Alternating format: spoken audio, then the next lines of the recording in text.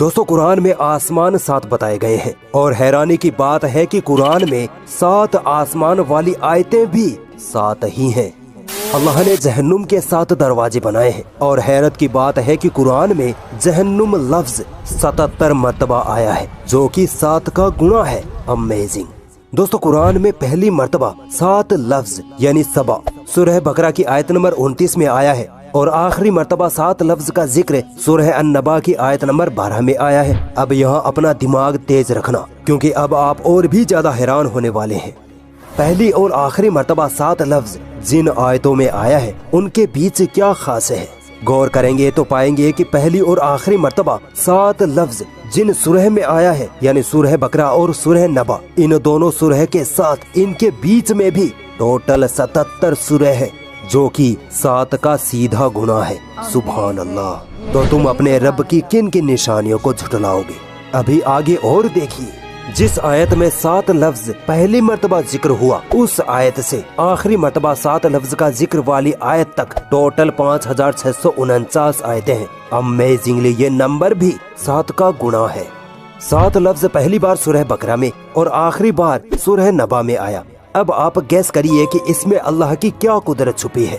आप अगर गौर करो तो सूरह बकरा से सूरह नबा तक कुल 5705 आयतें हैं, जो सीधा 7 का गुणा है। पहली मर्तबा जिस आयत में 7 लफ्ज का जिक्र आया, उससे पहले टोटल 35 आयतें हैं, 7 सूरह फातिहा की और 28 सूरह बकरा की। ये 35 नंबर भी 7 का गुणा है। और आखिरी मर्तबा जिस आयत में 7 लफ्ज का जिक्र आया यानी सूरह नबा की आयत नंबर 12 है। इस आयत से पहले कुरान में 5684 आयतें पढ़ती हैं। हैरानी की बात है कि ये नंबर भी 7 का मल्टीप्लाई है। क्या अब भी लोग यही कहेंगे कि ये सिर्फ कोइंसिडेंस है? तो फिर आओ और सुनो। कुरान में आदमी लफ्ज 24 बार आया है, तो वही औरत लफ्ज भी 24 बार ही आया है। दुनिया लफ्ज 115 बार, तो आखिरत लफ्ज भी 115 बार। 88 मर्तबा फरिश्ता लफ्ज, तो जनाब 88 मर्तबा ही शैतान लफ्ज का इस्तेमाल हुआ है। 145 बार जिंदगी लफ्ज, तो 145 बार ही मौत लफ्ज का जिक्र कुरान ने किया है। क्या अब भी यही कहोगे कि कुरान अल्लाह का कलाम नहीं है? हदीसों के मुताबिक ज़कात देने से मालो दौलत में बरकत होती है, यानी ज़कात और बरकत लफ्ज का एक दूसरे से कनेक्शन है। अब देखिए कुरान में ज़कात लफ्ज 32 बार आया है, तो वहीं बरकत लफ्ज भी 32 बार ही आया है। इबलीस जो सारे शैतानों का सरदार है, कुरान में इबलीस लफ्ज 11 बार आया है। हैरानी की बात है कि कुरान में इबलीस से पनाह मांगने का जिक्र भी 11 बार ही हुआ है। दोस्तों हम पर जब कोई मुसीबत आती है और जब अल्लाह ताला उस मुसीबत को हम पर से टाल देता है, तो हम अल्लाह का शुक्र अदा करते हैं, है ना। अब देखिए कुरान में मुसीबत लफ्ज 75 मर्तबा आया है, तो शुक्र लफ्ज भी 75 मर्तबा ही जिक्र हुआ है। क्या कोई इंसान इतनी बड़ी किताब में इतने अमेजिंग न्यूमेरिकल कैलकुलेशन कर सकता है, वो भी 1400 साल पहले? अगर अब भी कोई डाउट है तो आओ और आगे ले चलता हूँ। एक साल में कितने महीने होते हैं? 12। और 12 महीनों में दिन कितने होते हैं? 365। ठीक है, अब आइए कुरान मजीद की तरफ। कुरान में महीने लफ्ज का जिक्र एग्जैक्ट 12 बार आया है और दिन लफ्ज का जिक्र एग्जैक्ट 365 बार आया है। जितने महीने उतनी बार जिक्र, जितने दिन उतनी बार जिक्र।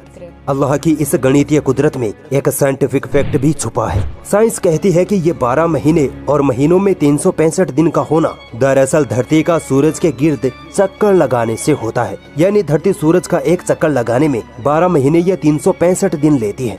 अब गौर करिए कि अल्लाह ने कुरान में महीने लफ्ज का जिक्र 12 बार और दिन लफ्ज का जिक्र एग्जैक्ट 365 बार करके ये बताया है कि पृथ्वी सूरज के चक्कर लगाती है। सुभान अल्लाह। सोचो अल्लाह ने ये बात 1400 साल पहले ही कुरान में लिख दी थी, जब साइंस का कुछ अता पता भी नहीं था। तो बताओ तुम अपने रब की किन किन निशानियों को झुठलाओगे?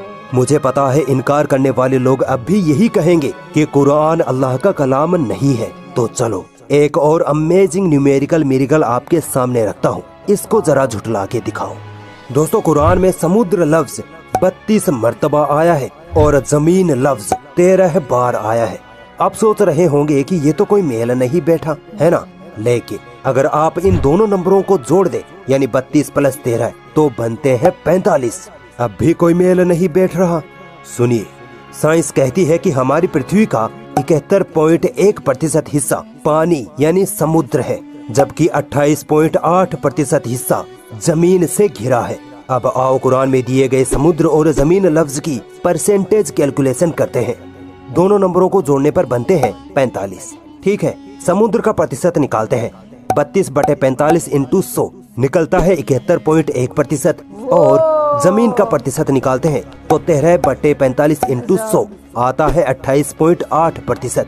ये दोनों एग्जैक्ट वही प्रतिशत है जो आज हमें साइंस समुद्र और जमीन के बारे में बताती है। अल्लाहु अकबर। तो क्या अब भी कोई है जो अल्लाह की इस गणितीय कुदरत को झुठला दे? नहीं झुठला सकता। अगर कोई डाउट लगता है तो कुरान में ये सब चेक कर सकते हो। पूरी दुनिया इस कुरान में गलतियां ढूंढने में लगी पड़ी है, मगर आज तक एक जर्रा बराबर भी गलती इस कुरान में नहीं ढूंढ पाई, क्योंकि ये किताब उस वाहदहू ला शरीक की तरफ से है जिसने इस दुनिया को थाम रखा है, जिसने इंसानों, जिन्नों, जानवरों, पहाड़ों, समुद्रों, हवाओं सबको पैदा किया। वही हर शह को कंट्रोल करने वाला है। वही जिसकी तरफ हमें लौट कर जाना है, वही अल्लाह है।